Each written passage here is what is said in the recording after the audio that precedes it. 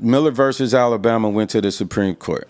And Miller versus Alabama was a case about a juvenile in Alabama who was sentenced to the death penalty. Mm-hmm. And the argument was, is it a violation of our Eighth Amendment right against cruel and unusual punishment to sentence a juvenile to death, or even to sentence them to life in prison without an opportunity for them to grow?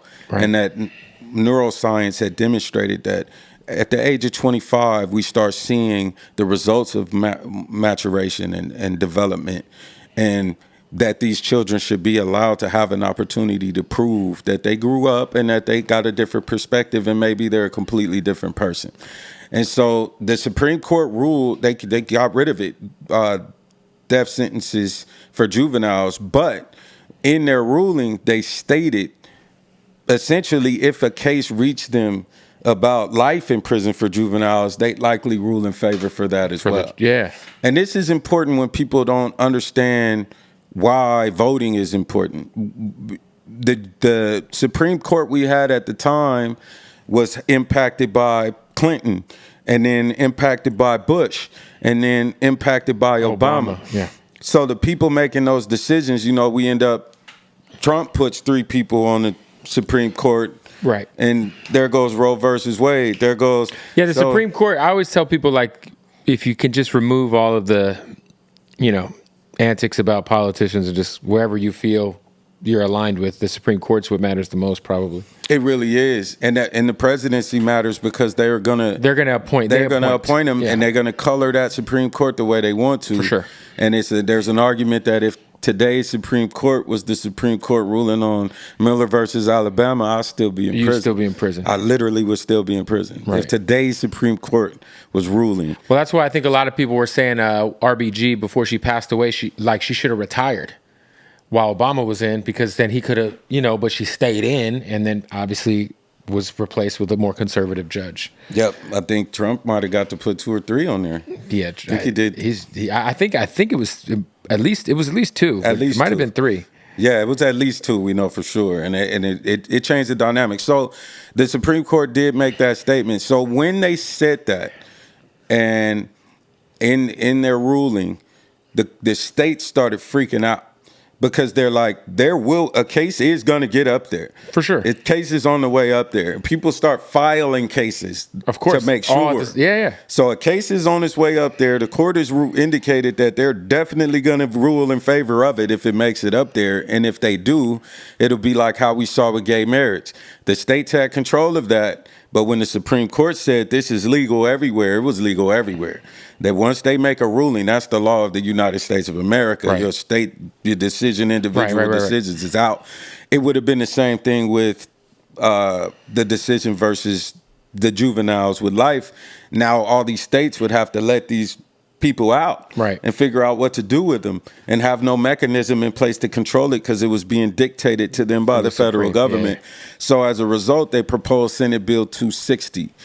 Senator Lonnie Hancock, a Democrat out of Northern California, proposed that there be a process called the youth offender law that allowed a juvenile to go to board. So if you were between the ages of, if you were younger than 18, you would have an opportunity to go to board and be examined to find out if you were worthy of being released from prison, if you did not pose an unreasonable risk for violent recidivism in the community. So that's where all of the things that you did helped you out. GED, anger management.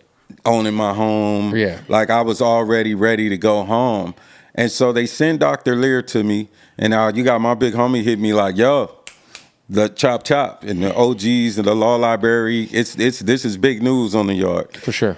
So I'm working out in the cell, minding my business, football game on. And I remember I get called out to see us. They like, hey, the psychologist is here to see you. And so typically, I had signed up for these programs. So I would go to have a sit down with a psychologist probably once every 2 weeks or something like that, or at least once a month. Right. But that's normal, the staff that walks the yard. So I get dressed because I want to get a homie some time to himself, let him have the cell for a minute. So I'm like, fuck it, I'm going to go holler at this psychologist, man. Enjoy yourself. I'll be back. Because, we were locked down, all that. You were up, we around each other so a lot. And so, boom, Like if you go rub one out, do it now. Yeah. That's pretty much the green light. Handle your business, man, whatever. I'll be back. And so I go over there to the program office, and they send me to the bad news place. You usually go over there. It's your mama died. Your daddy died, your kid is sick. Right. It's the bad news building. So I'm like, what the fuck? And I walk in the room, and it's this older gentleman sitting there by himself, dwarfed by the table. And I sit on the other side of him, and he introduces himself as Dr. Lear, and he says he's a forensic psychologist from the Board of Prison Hearings. And he asked me if I was willing to have a conversation with him. And I'm like, yeah. And I'm 245 pounds with a 4% body fat, benching 405. I'm sweating. I just got through doing burpees. So I'm sitting here looking at him, and he takes me through my whole life. And he's like a fine tooth comb. There's no playing with Dr. Lear. He's seen it all. He's heard it all. And he is here to decide on his own judgment if you're a sociopathic monster that needs to stay right where you are. Or if you're going to go home. Or if you're going to go home. It had a lot to do. If he said, I think this person needs further development, you're sitting there until he says, I think you did it. And so he talked about immutable factors, childhood issues, things you can't control that create who you become. He very much explained his understanding of how I ended up being a 17-year-old child in the circumstances that I was in. And there's no arguing about that. It's, do you understand it? You've been found guilty by a jury or your peers. We're not retrying your case. Right. This is factual to them legally. That's all there is. But do you understand how you ended up in that situation? Do you understand how you got there, and have you implemented measures that you can take to prevent you from being in that circumstance again, period. And then you have a psychopathy exam, and it essentially is a psychopathy examination.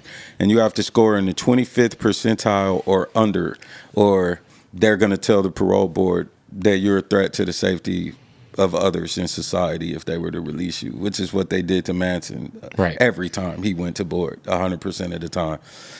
And so Dr. Lear told me, man, he said, well, at the end, when he had made up his mind about what he thought about me, he kind of just sat back and said, Mr. Brown, we're trying to let you go home.